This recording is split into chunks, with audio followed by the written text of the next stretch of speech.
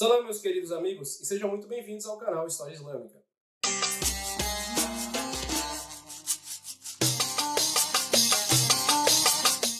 O Alcorão Sagrado é um livro muito comentado. Muitas pessoas têm muitas coisas a dizer sobre o Alcorão Sagrado, mas nem todas elas são factuais ou sequer verdade. E uma dessas coisas que as pessoas geralmente dizem é que o Alcorão Sagrado é um livro machista, um livro misógino, um livro que, enfim, ordena que o homem maltrate a mulher, de acordo, inclusive, com os princípios seculares da atualidade, né? Então é um livro que deve ser ou reformado ou tido como uma peça de museu na modernidade, assim como a Bíblia, a Torá e todos os outros, enfim, livros antiquados abraâmicos, e as pessoas, digamos assim, devem ter esse interesse meio que de superioridade a respeito de algo diminuto, bruto e atrasado. E as pessoas geralmente, digamos, fazem certas referências anedóticas a esse discurso. E é o seguinte, basicamente dizem que, mas é lógico que o Alcorão é um livro, né, misógino, porque ele é de 1400 anos atrás, como não poderia ser? Essa referência ela é só anedótica, porque ela não tem profundidade, é tão rasa quanto íris, e é geralmente dita por pessoas que jamais leram e estudaram o Alcorão. E não é porque algo é de uma época diferente, ou foi escrito há, sei lá, 1400 anos atrás, que é necessariamente um livro misógino por ser de uma época anterior à nossa. Porque essa linha do tempo, ela é muito falha. Se a gente for analisar os direitos de uma mulher na sociedade de Medina que o profeta Muhammad criou, e os direitos da mulher 1000 anos depois na sociedade vitoriana da Inglaterra, você vai ver que, em diversos aspectos, as mulheres da Arábia, né, do profeta Muhammad,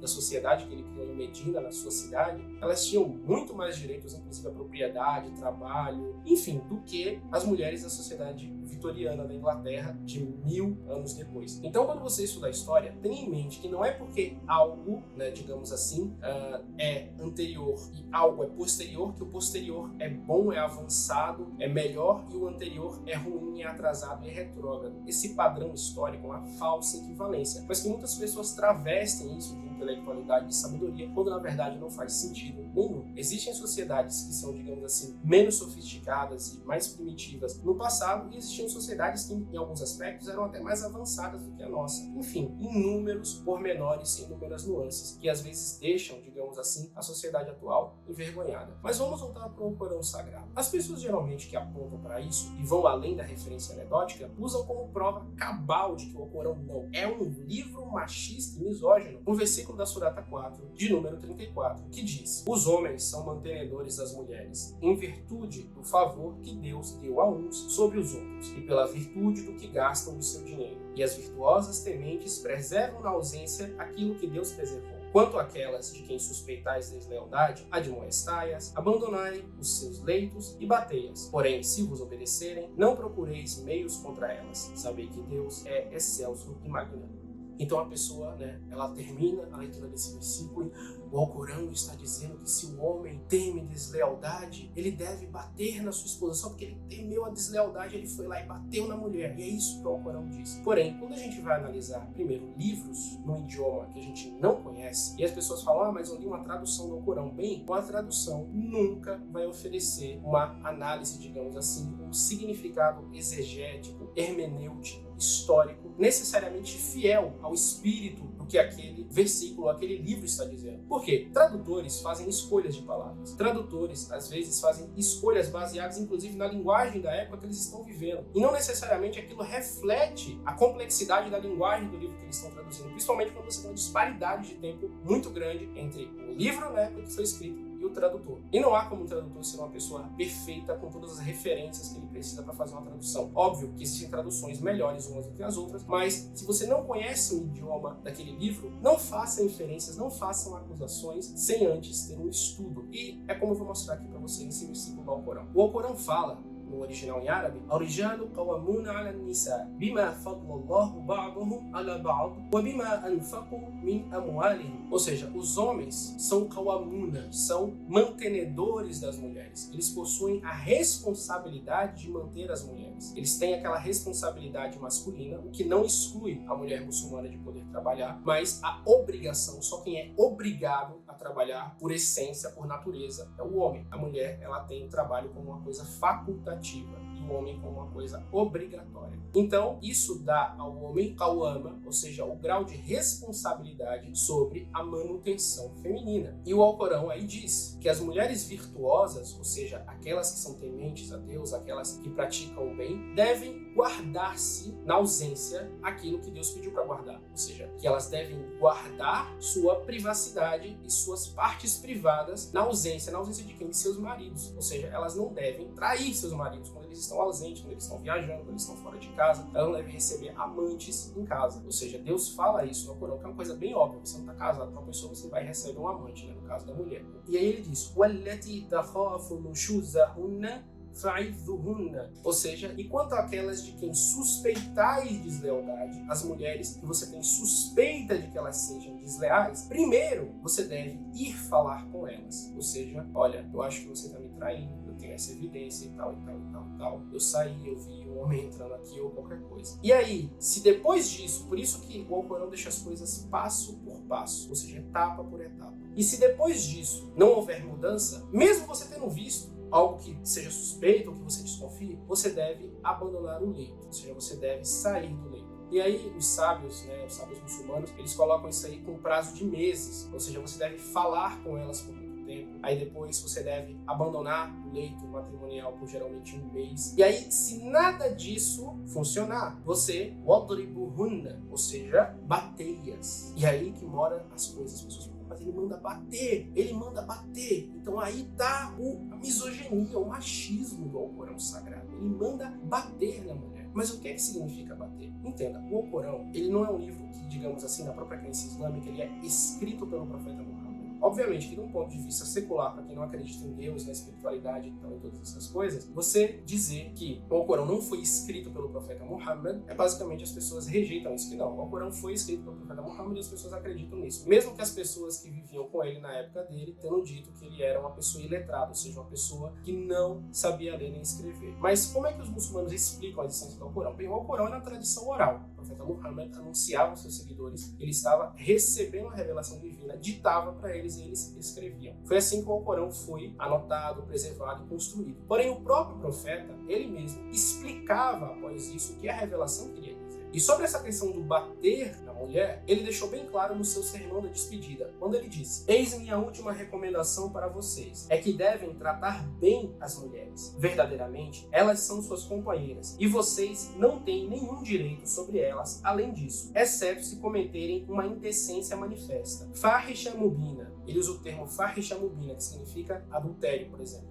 Se o fizerem, em seguida, recuse-se a compartilhar suas camas e as batam batidas sem violência. Então, se elas obedecerem a vocês, não lhes mostrem mais hostilidade. Olhem, vocês têm direito sobre suas mulheres e elas têm direito sobre vocês. Seu direito sobre as mulheres é que elas não permitam que quem vocês não gostem entrem em sua cama ou em sua casa, enquanto o direito delas sobre vocês é que vocês as tratem com excelência em relação às suas roupas e provisões. Ou seja, o profeta coloca que, mesmo se você suspeitar da infidelidade da sua mulher, com qualquer coisa que você vir, você deve batê-la. Doroban ghaira mubari. O que isso significa? Bater sem violência. E o que é bater sem violência? Como alguém pode bater sem violência? Como é que o Alcorão fala bater? O profeta explica o Alcorão dizendo bater sem violência. E o que é bater sem violência? Bem, um primo do profeta Muhammad, que foi Ibn Abbas, ele foi um grande exegeta do Alcorão e dos próprios hadiths do profeta, no qual ele explicava o que o profeta queria dizer com cada uma dessas coisas.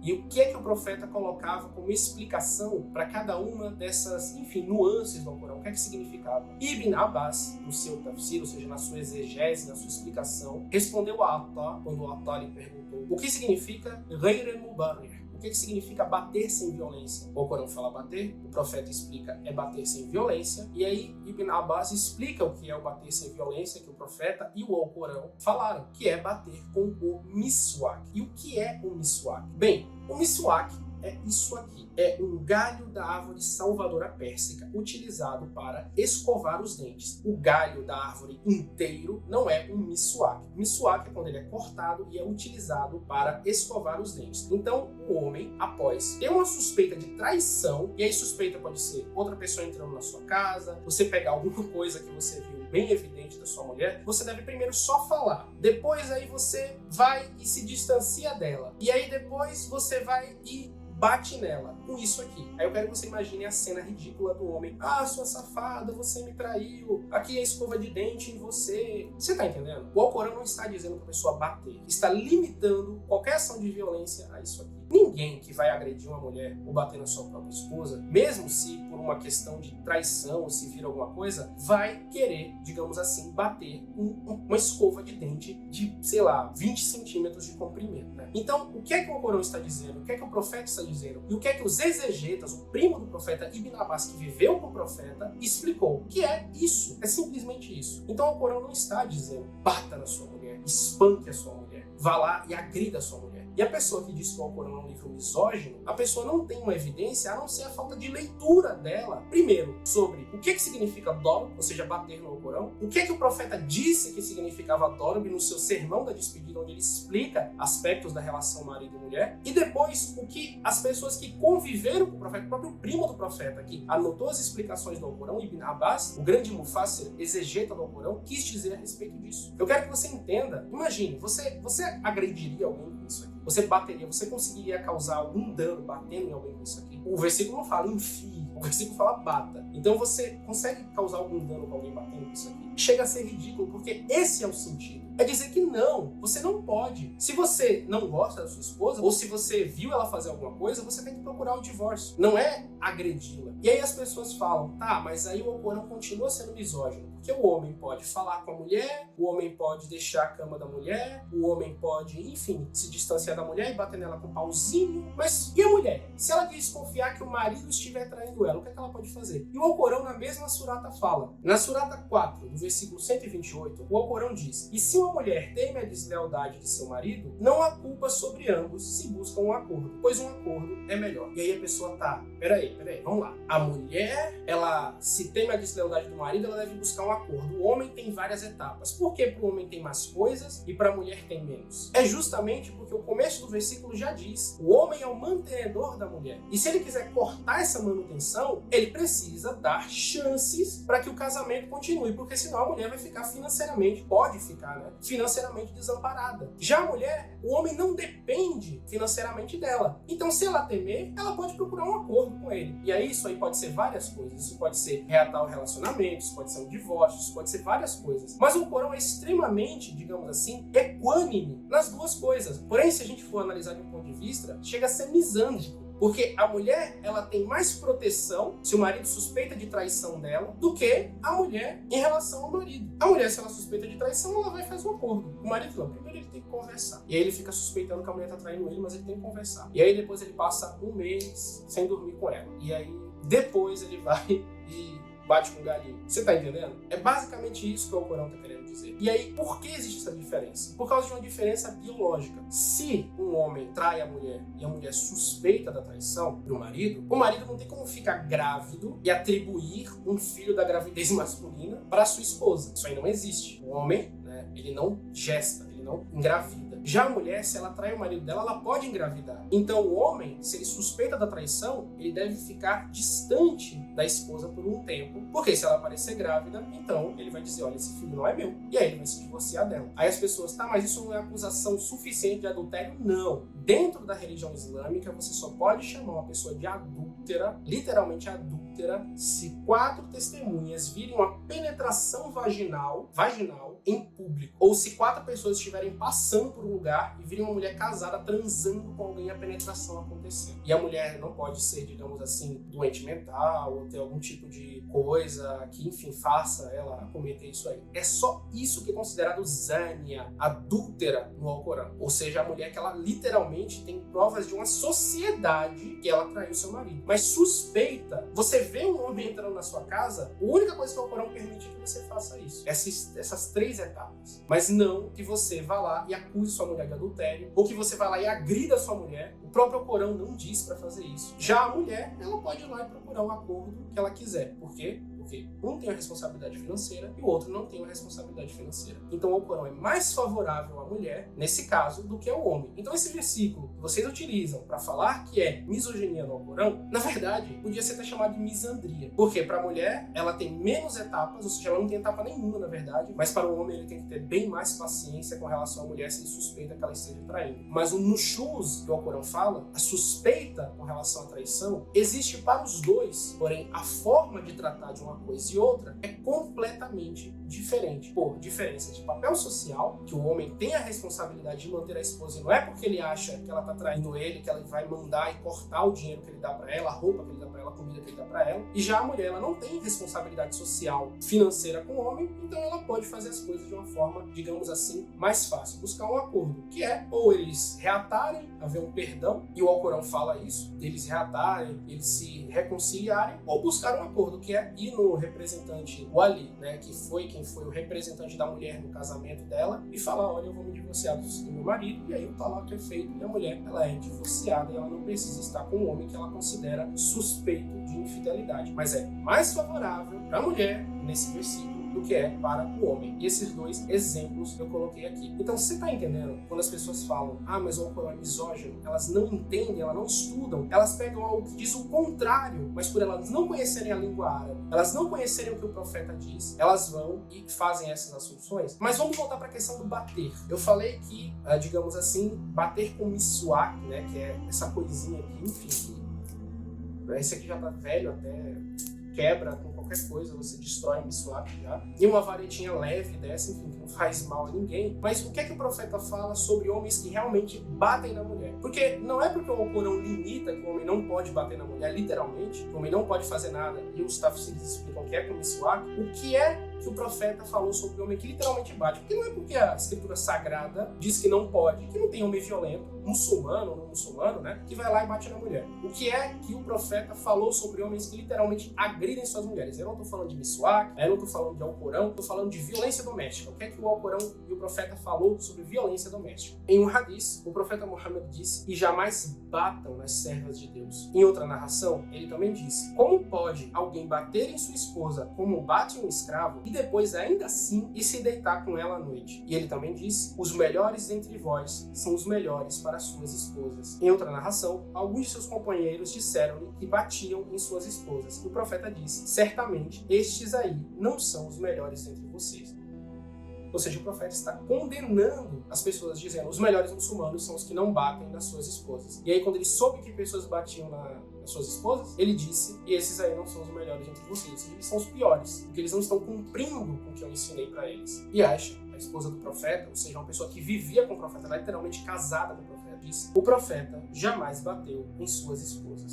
Ou seja, o profeta Muhammad, e sua própria vida, e suas próprias explicações, e as próprias explicações das pessoas que viviam entre eles, mostram que violência doméstica não é aprovada pelo Alcorão, não é sancionada pela escritura sagrada islâmica. Então, se você é um muçulmano que bate na sua esposa e você diz que está permitido no Alcorão, você não conhece o Alcorão. E se você é um não muçulmano que diz que o Alcorão é um livro misógino e que autoriza o homem a bater na esposa, você está fazendo uma interpretação completamente distorcida do que o Alcorão diz, ou do que os versículos dizem, e você não conhece a exegese, a explicação daquele versículo. E aí você diz, não, mas isso aí é porque você está querendo fazer um somebody love, você está querendo fazer uma interpretação moderna, e tudo que está no Alcorão tem que ser tomado na literalidade. Não tem que ser tomado na literalidade. Porque, por exemplo, o Alcorão diz, né, os incrédulos e tudo aquilo que eles adoram estará no fogo do inferno. E a gente sabe que muitas pessoas consideram que Jesus é Deus. Significa que pelas pessoas adorarem Jesus, Jesus vai para o inferno na visão islâmica? Jesus, que é uma figura exaltada dentro da escritura islâmica, ele vai para o inferno porque as pessoas adoravam ele? Não, tudo no Alcorão tem um significado que é além do aparente. Ou seja, ele tem um significado contextual, como todo livro. Se eu pegar a sua vida e tudo que você diz e ficar soltando frases, sem colocar contexto, sem colocar, enfim, a coisa onde aquilo ali é colocado, eu posso transformar você num monstro, num assassino, num preconceituoso, em qualquer coisa que eu quiser. E a mesma coisa com livros sagrados. Então, pessoal, vamos estudar o Alcorão, vamos ver o que a escritura sagrada islâmica diz e vamos parar de fazer afirmações levianas e, digamos assim, desembasadas e sem estudo sobre um livro que você, ou ou, enfim, as pessoas com quem você fala jamais leram, jamais conheceram ou sequer estudaram. E assalamu alaikum, fiquem com Deus, até o próximo vídeo da página História Islâmica. E se você gostou desse vídeo, não esquece de deixar seu like, compartilhar com seus amigos, comentar o que você achou, enfim, e apoiar a página História Islâmica aqui através dos nossos canais de apoio, através do suporte de vocês, que esse trabalho pode continuar. E assalamu alaikum, até a próxima.